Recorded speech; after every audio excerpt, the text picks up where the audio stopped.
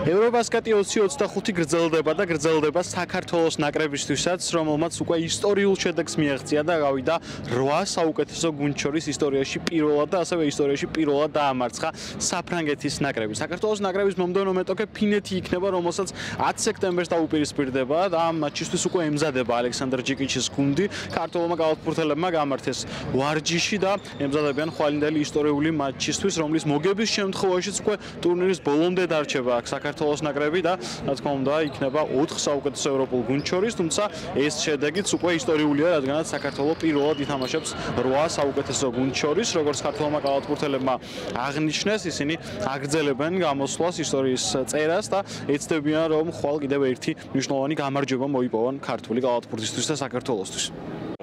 ყველამ ვიცით თუ როგორი ძლიერი გუნდია.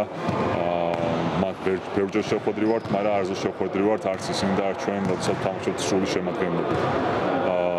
მათ დაამტკიცეს კიდევ ერთხელ, რომ აქ შემთხვევით არ არიან, მოუგეს სერბებს.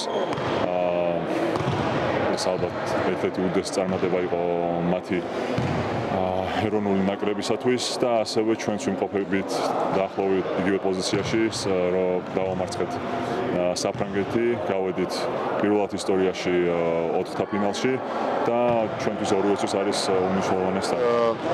უმნიშვნელოვანესი დღეგველოდება ხვალ მნიშვნელოვნებასთან ერთად ძალიან დაძაბული თამაში გველის, ძალიან რთული თამაში გველის, ფინეთის ეროვნული ნაკრები არის წეგან აღნიშნე, რომ არც თუ ისე იმდენი ვარსკვლავური სახელებით დატვირთული გუნდი, თუმცა არის ძალიან მაგარი გუნდი, მიუხედავად ამისა, იმიტომ რომ თამაშობენ ძალიან გუნდურად.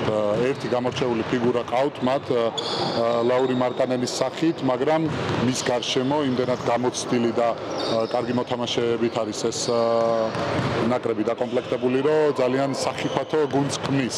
რა თქმა უნდა, ველოდებით ძალიან ძნელ თამაშს, დაახლოებით სტილით, დაახლოებით იგივე კალათბურთს თამაშობს, რაც საფრანგეთის სწრაფ კალათბურთს და გარედან, ანუ ათლეტურობის ხარჯზე გარედანაც ძალიან მაგრა ესვრიან. ეგ არის ჩვენი ტაქტიკა, რომ რაც შეიძლება ნაკლები თავისუფალი სროლავას როლინო და მათ ტემპს არ ავყვეთ.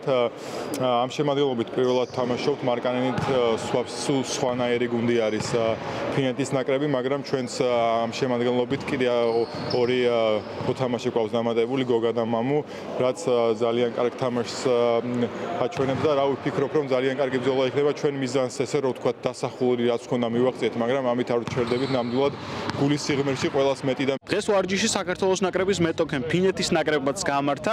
ისინი ძალიან დაძაბულ და საინტერესო შეხვედრას ელოდებიან საქართველოს ნაკრების წინააღმდეგ. ფინეთსაც აქვს იმის შანსი, რომ ისტორიულად შევიდეს 4 გუნდში მიმდინარე ევრობასკეტზე, ამიტომაც მათთვისაც რა თქმა უნდა უმნიშვნელოვანესი შეხვედრაა.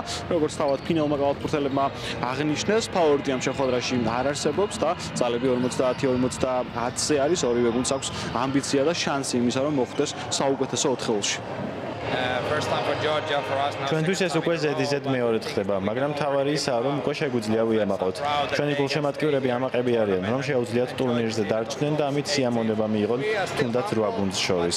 ჩვენ მაინც თავმდაბლობას ვინარჩუნებთ, თუმცა ამ მომენტით ყველამ უნდა ისიამოვნოს, რადგან ასეთი რაღაცები ცხოვრებაში ძალიან ხშირად არ ხდება. ვფიქრობ, ბევრ გუნდს ენდომებოდა ამ თამაშში მონაწილეობა.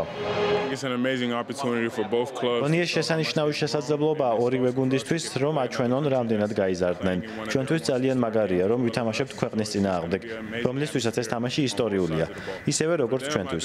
ამიტომ ორივე მხრიდან უბრალოდ არაჩვეულებრივი ატმოსფერო იქნება.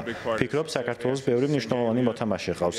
ამას დიდი როლი აქვს გუნდის წარმატებაში. მათ ყავთ შენგელია, მამუკელაშვილი, ბოლდუინი, შერმადინი, ბითაძე, ბევრი კალათბურთელი, რომელიც მართლა მაღალ დონეზე თამაშობს. რა თქმა უნდა, ორივე გუნდისთვის დიდი თამაში იქნება. წინა ჩემპიონატზეც მსგავს სიტუაციაში ვიყავით. მაშინ ესპანეთს ვეთამაშეთ, ვერ გავიმარჯვეთ. მიუხედავად იმისა, რომ კარგად ვითამაშეთ. ახლა ახალი შანსი გვაქვს და გვიხარია, რომ ასეა. საქართველოს ევრობასკეტზე პირველად თამაშობს და ეს თამაში მათთვისაც ძალიან მნიშვნელოვანია. დიდებული ბრძოლა იქნება. ვფიქრობ, შანსები თანაბარია. საქართველოსთან ბევრჯერ გვითამაშია, ხან ერთი იგებს, ხან მეორე. ასე რომ ბრძოლა თანაბარი იქნება და ვერ ვიტყოდი, რომ ამ დაპირისპირებაში რომელიმე გუნდი ფავორიტია. შეგახსენებთ იმას, რომ საქართველოს კალათბურთელთა ნაკრები ევროპის ჩემპიონატის მეოთხედფინალურ შეხვედრას ქართული კალათბურთისთვის ისტორიულ მატჩს გამართავს რიგაში 10 სექტემბერს თბილისის დროით 18 საათზე და იცდება ამ მატჩის მოგებას და მომდევნო ეტაპზე გასვლას. მეოთხედფინალური მატჩები კი ევრობასკეტზე დღეს დაიწყო, უკვე საინტერესო შეხვედრები მიმდინარეობს. დღეს გამოვლება 2 ნახევარფინალისტი, ხოლო ხვალ უკვე კიდევ 2 ნახევარფინალისტის ვინაობას გაიგებს გულშემატკივარი და შესაძლოა ამ ნახევარფინალისტებს შორის იყოს საქართველოს ეროვნული ნაკრებიც.